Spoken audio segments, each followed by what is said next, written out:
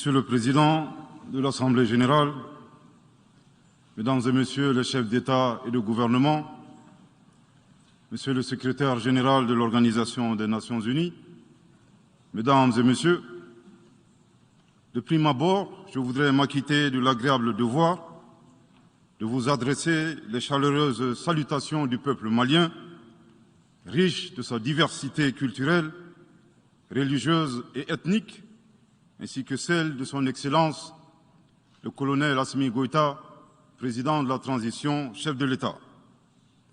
Monsieur le Président, votre brillante élection à la présidence de cette 77e session de l'Assemblée générale et la fin des travaux de la 76e session de l'Assemblée générale, brillamment conduit par votre prédécesseur, son Excellence M. Abdullah Shahid, de la République des Maldives, m'offre l'heureuse occasion d'adresser à vos Excellences les chaleureuses félicitations de tout le Mali.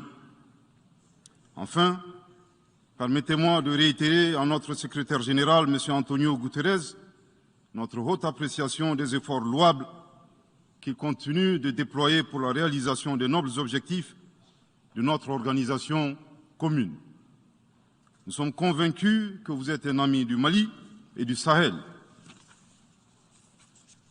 L'amitié reposant sur la sincérité, souffrez que je vous exprime mon profond désaccord suite à votre récente sortie médiatique, au cours de laquelle vous prenez position et vous exprimez sur l'affaire des 46 mercenaires ivoiriens, qui est une affaire bilatérale et judiciaire entre deux pays frères.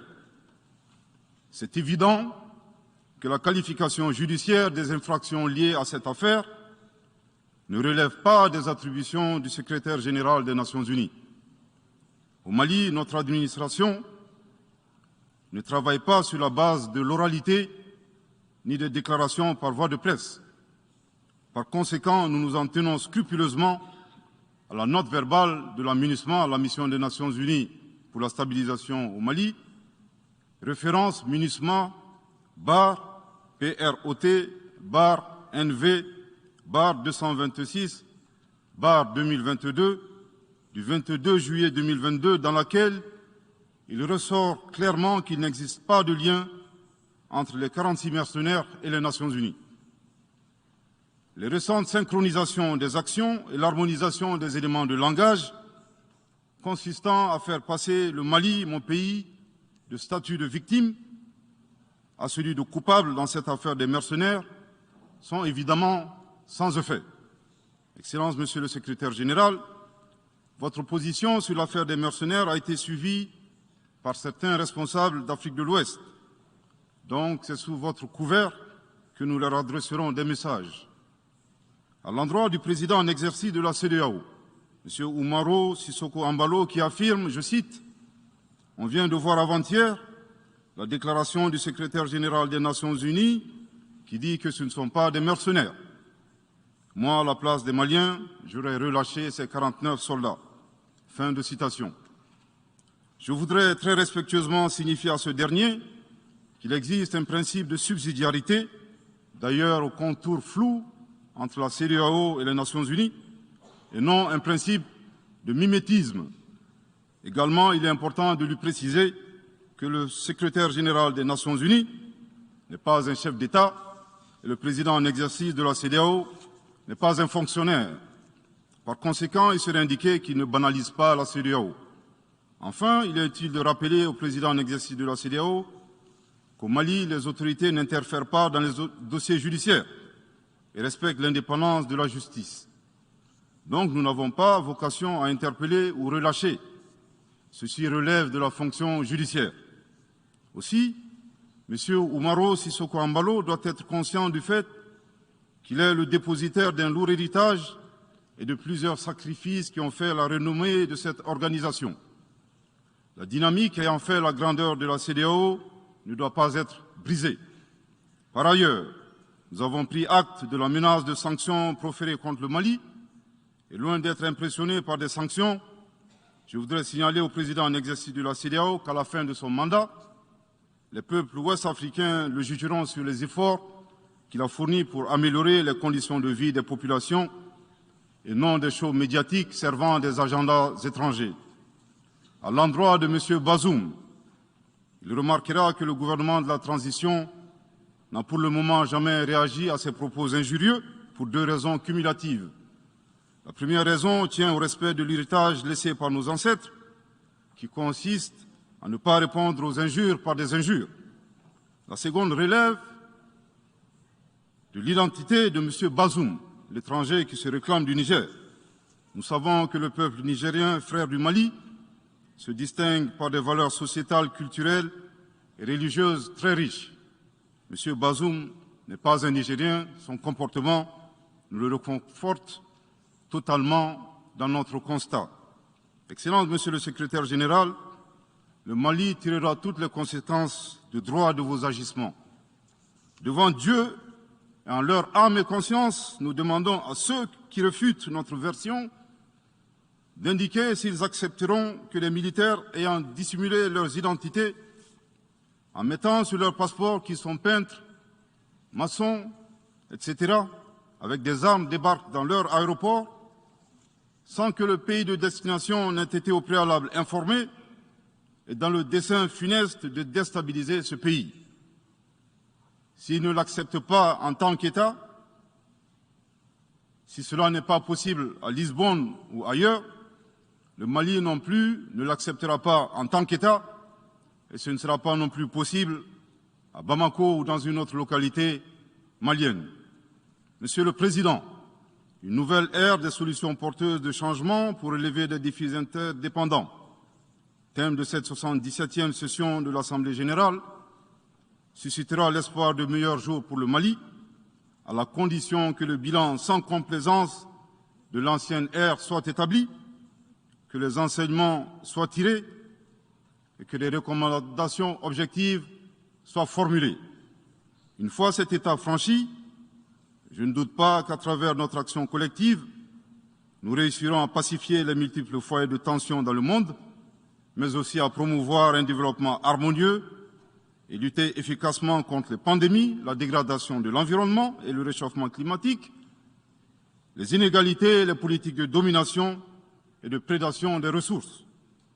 Depuis le mois d'août 2020, le Mali, mon pays, se trouve dans un processus de transition qui prendra fin le 26 mars 2024 par le transfert de pouvoir aux autorités élues.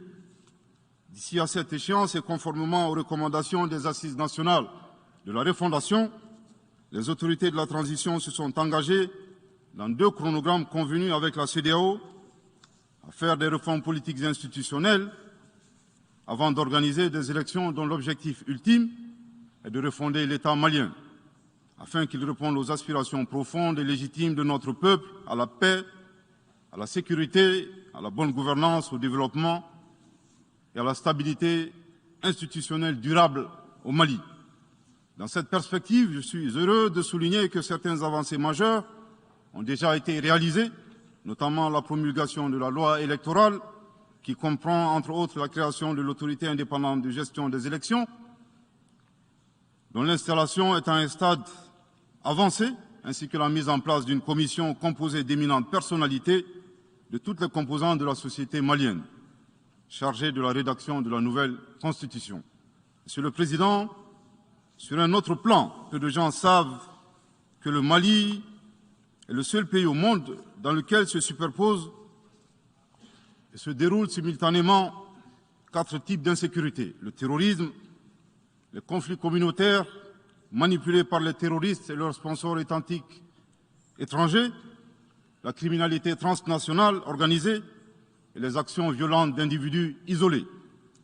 Parallèlement à ce processus de retour à l'ordre constitutionnel, le Mali continue de mener une lutte sans merci contre les acteurs de l'insécurité, en particulier les groupes extrémistes qui sont responsables de toutes sortes d'abus contre nos paisibles populations. En ce qui concerne le Mali, je suis heureux et fier de vous annoncer que les groupes terroristes ont été sérieusement affaiblis et la peur a même changé de camp. Cependant, ces groupes criminels gardent encore et toujours une certaine capacité de nuisance dans leur tentative désespérée de porter atteinte à notre intégrité territoriale et de terroriser nos populations. les vaillantes forces de défense et de sécurité du Mali restent déterminées à faire face à toutes les menaces, d'où qu'elles viennent. Sous l'impulsion de son Excellence le colonel Assimi Goïta, président de la transition, chef de l'État.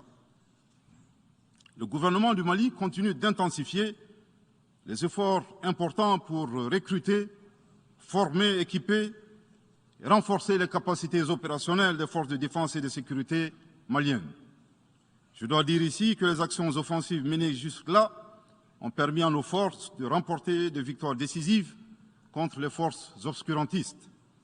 Elles ont également permis à l'État de reprendre pied et de réaffirmer son autorité sur une grande partie du territoire national, ainsi que de favoriser le retour de plusieurs milliers de nos compatriotes dans leur localité d'origine. Cependant, nous savons que la solution uniquement militaire ou sécuritaire a ses limites. C'est la raison pour laquelle, en appui à l'action militaire, le gouvernement du Mali s'est doté d'une stratégie globale et intégrée, comprenant des mesures politiques, sociales, de développement, y compris la fourniture des services sociaux de base à nos populations, durement affectées par la crise multiforme que nous traversons depuis janvier 2012, avec comme objectif la restauration de l'autorité de l'État sur l'ensemble du territoire national. Dans cette dynamique, le gouvernement du Mali a approuvé le 24 août dernier la stratégie nationale de stabilisation des régions du centre et son plan d'action 2022-2024. Cette stratégie traduit la volonté des autorités de la transition d'avoir une approche holistique de la stabilisation des régions du centre. Elle vise à faire du centre une zone stable et prospère où les communautés sont réconciliées et vivent en harmonie avec leurs voisins. Parallèlement, la mise en œuvre diligente et intelligente de l'accord pour la paix et la réconciliation au Mali, issu du processus d'Alger, demeure une priorité stratégique des autorités de la transition. En tant qu'instrument pacifique de résolution durable de crise que traverse le Mali dans sa partie nord. Je dois dire que je suis particulièrement heureux des conclusions de la deuxième réunion de niveau décisionnel des parties à l'accord, tenue à Bamako du 1er au 5 août 2022. Cette importante réunion qui a regroupé les parties signataires et la médiation internationale a permis de lever certains obstacles afin de relancer le processus de mise en œuvre de l'accord. Poursuivant cette dynamique positive et progressive du processus de paix, la 6e réunion de haut niveau du comité de suivi de l'accord, CSA, s'est tenue à Bamako il y a à peine quelques semaines, le 2 septembre 2022. Cette session du CSA est un signal fort de la volonté des parties à s'engager dans une nouvelle dynamique en vue de parachever la mise en œuvre de l'accord. Je réaffirme ici notre attachement à ce processus, dont la réussite demeure l'une des conditions sine qua non de la stabilité durable du Mali. C'est le lieu pour moi de saluer une fois de plus le rôle actif de l'Algérie et l'accompagnement de l'équipe de médiation internationale. Je n'oublie pas ici la situation des réfugiés maliens dans les pays voisins, que je salue au passage pour leur hospitalité à l'égard des nôtres. Je n'oublie pas non plus celle de nos compatriotes déplacés internes. Je veux les rassurer que le gouvernement du Mali reste très attentif à leur situation précaire et que tous nos efforts visent à créer les conditions propices à leur retour dans la sécurité et la dignité en vue de leur participation effective à la vie de la nation. Monsieur le Président, dans sa difficile quête pour la paix, la stabilité et le développement durable, le peuple malien reste reconnaissant des efforts et des sacrifices consentis par la MINUSMA, de sa création en juillet 2013 à nos jours, visant à aider le Mali à restaurer son autorité sur l'ensemble de son territoire. C'est pourquoi je tiens à rendre hommage au nom du peuple et du gouvernement malien à la mémoire de toutes les victimes maliennes comme étrangères, civiles comme militaires, tombées sur le champ d'honneur au Mali. Cela dit, il nous faut reconnaître que près de 10 ans après son établissement, les objectifs pour lesquels l'aménagement a été déployé au Mali ne sont pas atteints, et ce, en dépit des nombreuses résolutions du Conseil de sécurité. C'est pourquoi le gouvernement du Mali réitère sa demande, maintes fois exprimée, d'un changement de paradigme, d'une adaptation de l'aménagement à l'environnement dans lequel elle est déployée et d'une meilleure articulation de cette mission avec les autorités maliennes. Dans cette perspective, il est extrêmement important pour la MINUSMA de rester une force d'appui au Mali dans sa quête de stabilité. Le gouvernement du Mali dénonce les influences extérieures négatives et les tentatives d'instrumentalisation de certaines entités légalement présentes au Mali pour servir des agendas cachés, y compris à travers l'exploitation de la question des droits de l'homme aux fins de déstabilisation. Monsieur le Président, le monde se souviendra qu'après avoir été abandonné en plein vol le 10 juin 2021 par la France, qui a unilatéralement décidé de retirer la force Barkhane du Mali, mon pays a été ensuite poignardé dans le dos par les autorités françaises. La précision est d'autant plus utile que nous refusons tout amalgame avec le peuple français que nous respectons. Les autorités françaises, profondément anti-françaises, pour avoir régné les valeurs morales universelles et trahi le lourd héritage humaniste des philosophes des Lumières, se sont transformées en une junte au service de l'obscurantisme. Je répète, les autorités françaises, profondément anti-françaises, pour avoir régné les valeurs morales universelles et trahi le lourd héritage humaniste des philosophes des Lumières, se sont transformées en une junte au service de l'obscurantisme. Je répète pour une dernière fois. Les autorités françaises profondément anti-françaises, pour avoir régné les valeurs morales universelles et trahi le lourd héritage des philosophes des Lumières, se sont transformées en une junte au service de l'obscurantisme. Obscurantisme de la junte française nostalgique de pratiques néocoloniales, condescendantes, paternalistes et revanchardes, qui a commandité et prémédité des sanctions inédites, illégales, illégitimes et inhumaines de la CEDEAO et de l'UEMOA contre le Mali et mon pays. Après plus de 10 ans d'insécurité et en fait des milliers de morts, autant de réfugiés et de déplacés internes, n'est-ce pas un sacrilège de mettre une population malienne victime de l'insécurité dans un pays enclavé sous embargo pendant 7 mois, en procédant à la fermeture des frontières et la saisie des comptes financiers du Mali. Grâce à sa résilience et à la solidarité de pays amis et des peuples africains, le peuple malien a tenu et a déjoué les pronostics de ses adversaires. Obscurantisme de la junte française qui s'est rendue coupable d'instrumentalisation des différences ethniques, en oubliant si vite sa responsabilité dans le génocide contre les Tutsis au Rwanda, coupable également de tenter désespérément de diviser les Maliens, enfants d'une même famille. Enfin, obscurantisme de la junte française qui a violé l'espace aérien malien en y faisant voler des vecteurs aériens tels que des drones, des hélicoptères militaires et des avions de chasse plus d'une 50aine de fois, en apportant des renseignements, des armes et munitions aux groupes terroristes. Afin de se donner une bonne conscience, la junte française accuse le Mali de n'avoir pas été reconnaissant en se gargarisant de la mort regrettable de 59 soldats français au Mali lors de diverses opérations de lutte contre le terrorisme. À cette triste accusation, nous rappelons que dans la majorité des interventions d'officiels maliens et des cérémonies, nous rendons systématiquement un hommage à l'ensemble des victimes de l'insécurité au Mali, sans distinction de nationalité, donc y compris les 59 Français décédés. Aussi, nous les invitons à ne pas s'arrêter à si bon chemin et de remonter le temps, en passant par leur intervention en Libye, décriée par toute l'Afrique, sans oublier la participation forcée des milliers d'Africains à la Première et la Seconde Guerre mondiale, sans oublier la traite négrière qui explique le sort économique de beaucoup de pays. Combien d'Africains sont-ils morts pour la France et le monde libre dans lequel nous vivons? Monsieur le Président, eu égard à la gravité des faits commis par la junte française, le Mali, dans sa lettre en date du 15 août 2022, a demandé la tenue d'une réunion d'urgence du Conseil de sécurité des Nations Unies.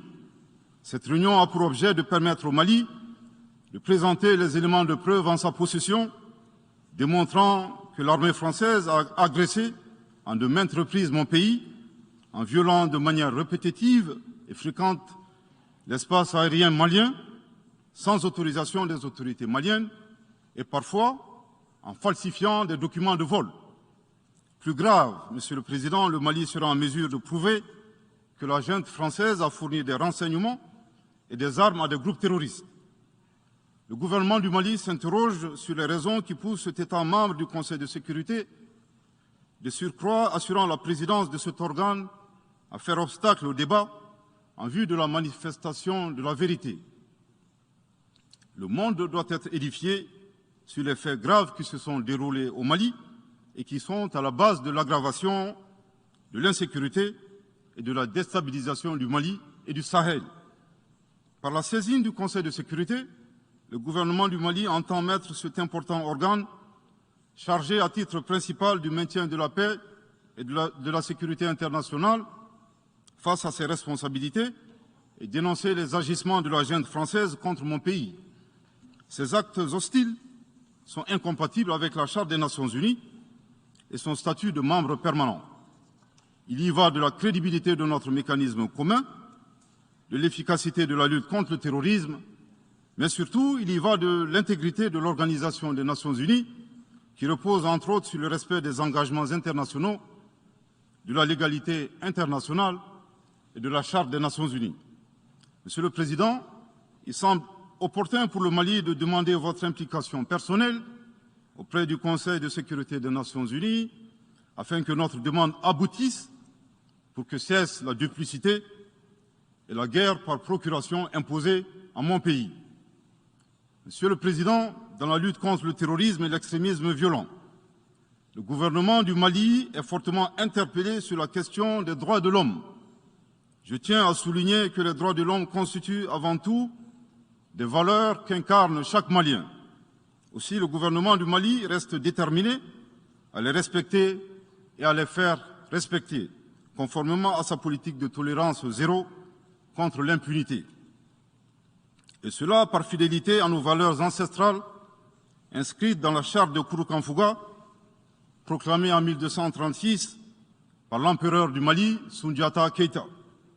Le Mali, berceau de grandes civilisations, héritier de grands empires, terre de brassage, d'hospitalité et de tolérance, fait de la promotion et de la défense des droits de l'homme une priorité nationale. C'est pourquoi je réaffirme avec force que les opérations militaires des forces de défense et de sécurité du Mali sont conduites dans le strict respect des droits de l'homme et du droit international humanitaire. Cependant, comme je viens de le souligner, le gouvernement du Mali s'oppose avec véhémence à l'instrumentalisation de la question des droits de l'homme à des fins politiques, de positionnement, voire de chantage ou d'intimidation. De même, nous regrettons la sélectivité observée entre les droits des populations dont des villages entiers sont massacrés et rasés, qui ne suscitent presque pas d'indignation particulière, et la manipulation communicationnelle faisant passer des terroristes neutralisés sur le champ de bataille pour des civils innocents. Monsieur le Président, pour terminer, je dirais que le peuple malien a décidé de prendre son destin en main. Il soutient pleinement le gouvernement dans la refondation du Mali, ainsi que le retour à un ordre constitutionnel apaisé et sécurisé en mars 2024, à l'issue d'élections libres, transparentes et crédibles. La réalisation de ces vastes chantiers exige du gouvernement de poursuivre et d'intensifier les efforts en vue de l'amélioration continue de la situation sécuritaire dans le pays et de la protection des personnes et de leurs biens. À cet égard, je me réjouis de la tenue à Lomé, le 6 septembre dernier, de la 3e réunion du groupe de suivi et de soutien à la transition. Les conclusions de cette importante rencontre, notamment la reconnaissance des progrès réalisés par la transition et les appels lancés en faveur de la mobilisation de tous les partenaires du Mali pour consolider leur appui politique, économique, technique et financier à la République du Mali, ainsi que pour soutenir les efforts des autorités de la transition du Mali en vue d'un retour harmonieux à l'ordre constitutionnel. Je voudrais rappeler que la transition au Mali résulte de plusieurs années de dysfonctionnement de notre jeune démocratie qui a engrangé quelques résultats positifs. Malheureusement, à l'heure du bilan, les passifs sont plus importants que les actifs, d'où la survenance de la transition. Je saisis cette opportunité qui m'est offerte pour remercier chaleureusement notre respecté aîné, son Excellence le Président Alassane Dramane Ouattara, pour les sages et éclairés conseils qu'il nous a prodigués dans son allocution mémorable à cette 77e session de l'Assemblée générale des Nations unies. Je voudrais le rassurer que les autorités de la transition malienne n'ont d'autres objectifs que de faire des réformes politiques et institutionnelles avant d'organiser des élections, tout en luttant obstinément contre le terrorisme. Ces réformes permettront d'améliorer la gouvernance et toutes les dispositions seront prises pour que la démocratie malienne soit la plus enviée au monde. Dans ce chantier, nous prêterons une attention particulière au troisième mandat, qui ne sera pas possible. Le troisième mandat pour un public moins averti consiste pour un président de la République d'effectuer une manœuvre en 4 temps, en vue de conserver le pouvoir pour lui seul et son clan. Premier temps, presque en fin de second mandat, donc en principe non rééligible, il s'agit pour le président de la République sortant de déclencher une révision constitutionnelle de manière non consensuelle. Deuxième temps, au cours de cette révision constitutionnelle, le président de la République sortant modifiera quelques dispositions constitutionnelles.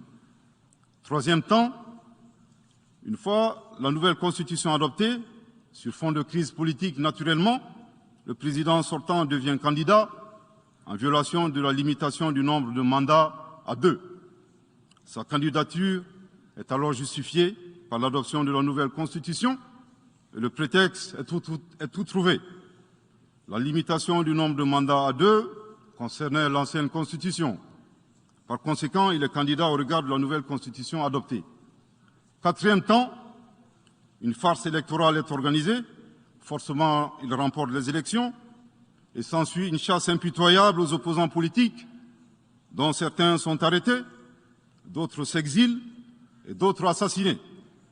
Les allégeances sont obtenues grâce au pouvoir de l'argent, le clientélisme et les intimidations.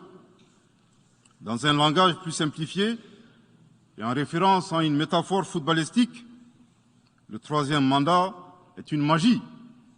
C'est l'art de se dribbler soi-même tout en gardant le ballon.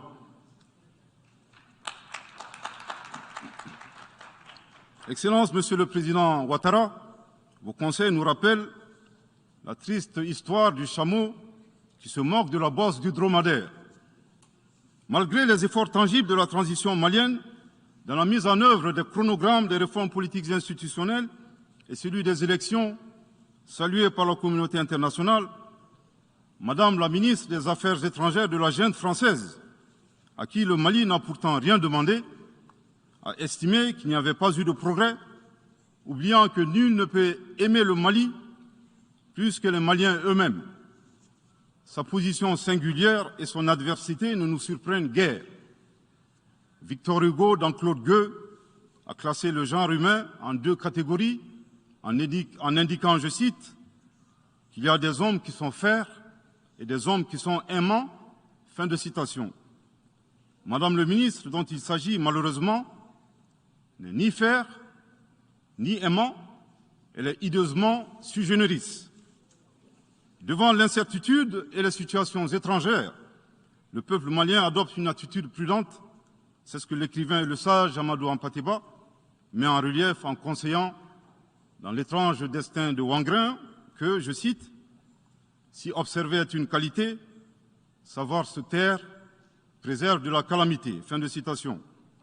Madame le ministre de la junte française, le Mali vous conseille de vous contenter d'observer sa situation.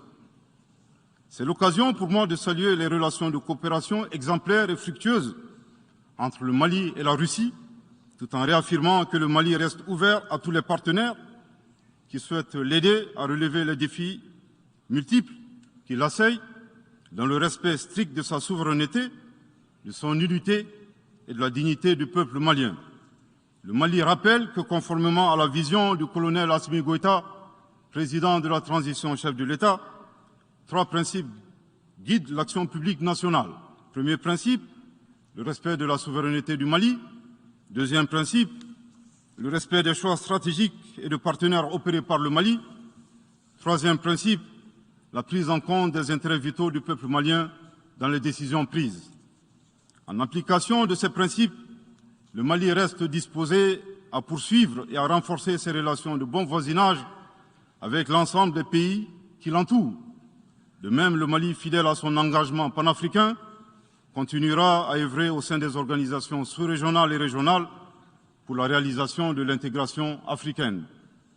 Également, l'atteinte des objectifs de la transition requiert l'accompagnement de l'ensemble des partenaires du Mali, y compris les Nations Unies. J'en appelle donc aux amis du Mali à rester mobilisés aux côtés du gouvernement en vue de l'aider à relever ensemble ces défis importants.